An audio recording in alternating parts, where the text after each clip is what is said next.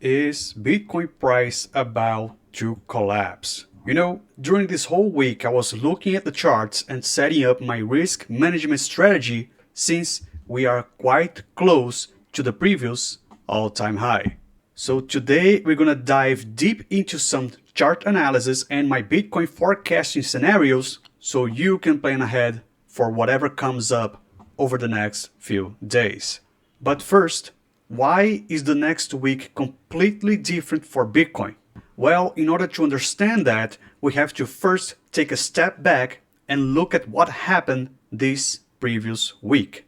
The price of Bitcoin broke out the 100,000 level, which is a critical psychological level that even spiked the fear and greed index. The fear and greed index spiked up to the 75 level.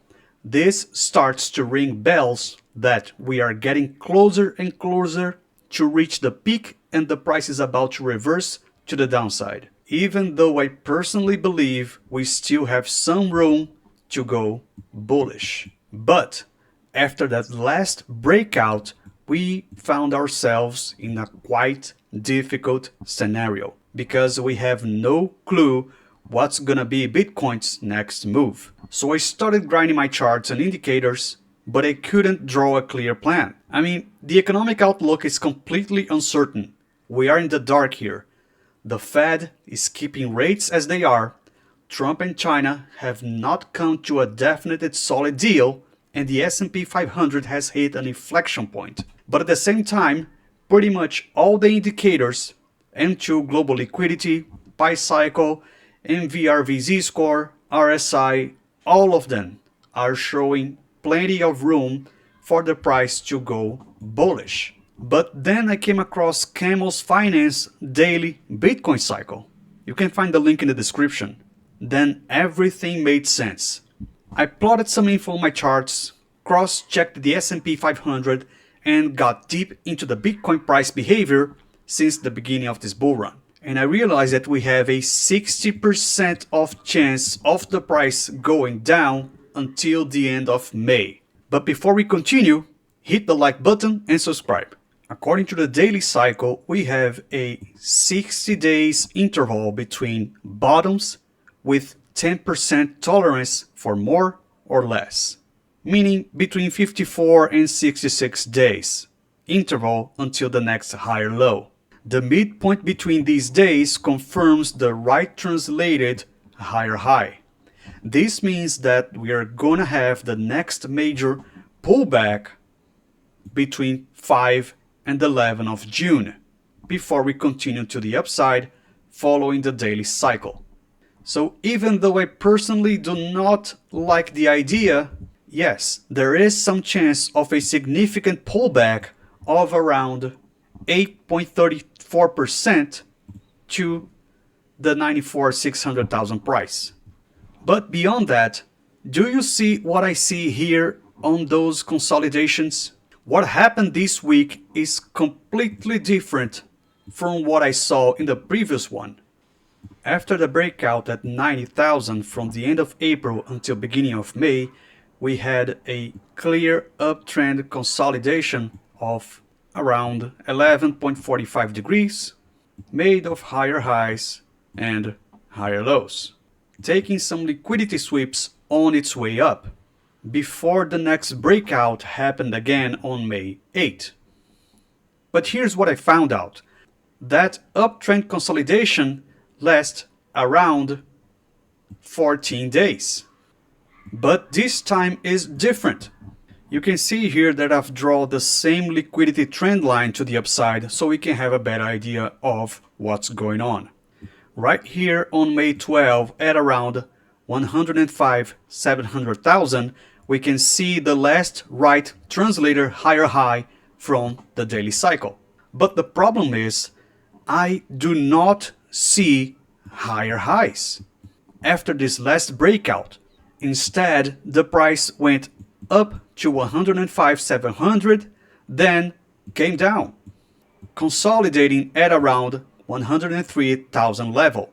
To make matters worse, we have some nice points of interest down here. We have two fair value gaps and one order block that have not been liquidated yet. So we can see there is a lot of cash sitting down here. But let's step back a little bit because I found the turning point on the S&P 500.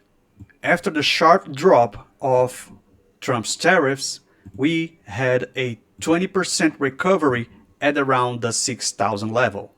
But here's the thing, we can use the S&P 500 to gauge the economy in a broad sense. If you take a look at the Fed, for example, rates will be kept the same. Russia and Ukraine, they are still too soon to think of a definitive solution to end the war. And finally, US and China also have not had a conclusion on the tariff war permanently.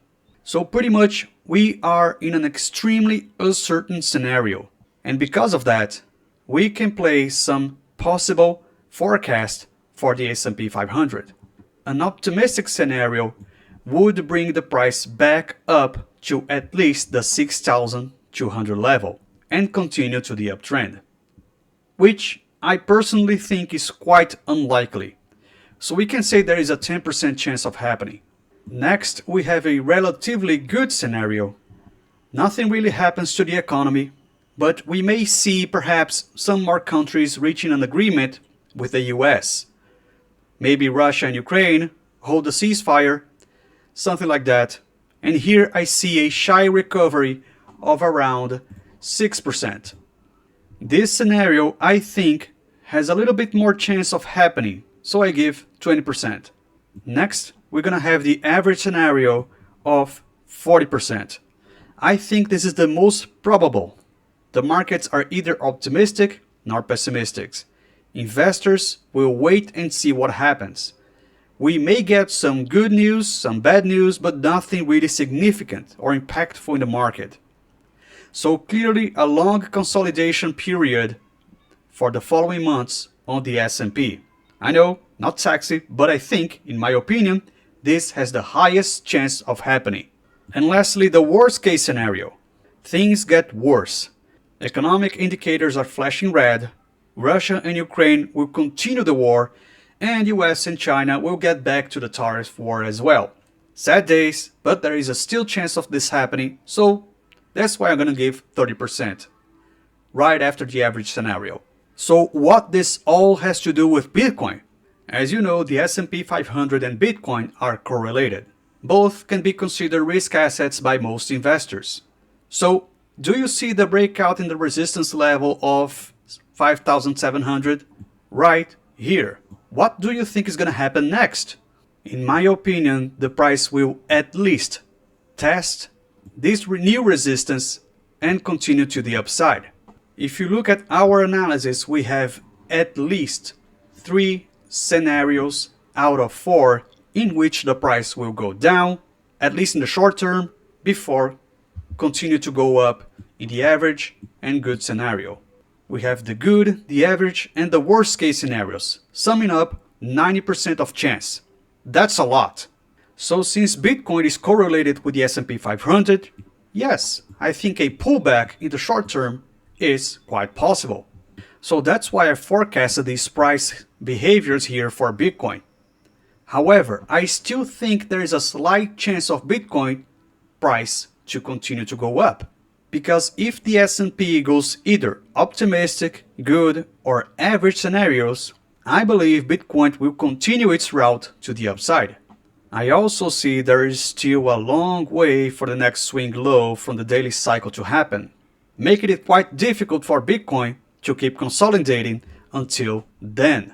Because of that, I think we may even see another breakout to the upside next week. And then, yes, maybe a pullback to test the new resistance before the bull run continues. So I think there is still some good chance of happy days for Bitcoin. Now, everything changes if the S&P goes to the worst case. Then, unfortunately, I think Bitcoin will follow it to the downside.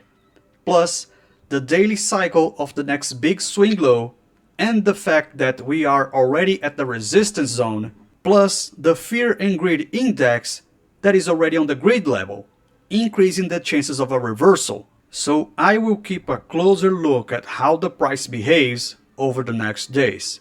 If we have a 4-hour candle closing below the uptrend liquidity, especially below the 100,000 level, that's a strong bias of a pullback coming. Best case scenarios for the bulls is the breakout. It must happen before the end of May. Otherwise, the chances of a consolidation and coming back down increases. Alright guys, tell me what you think in the comments, hit the like button and subscribe. See you in the next video.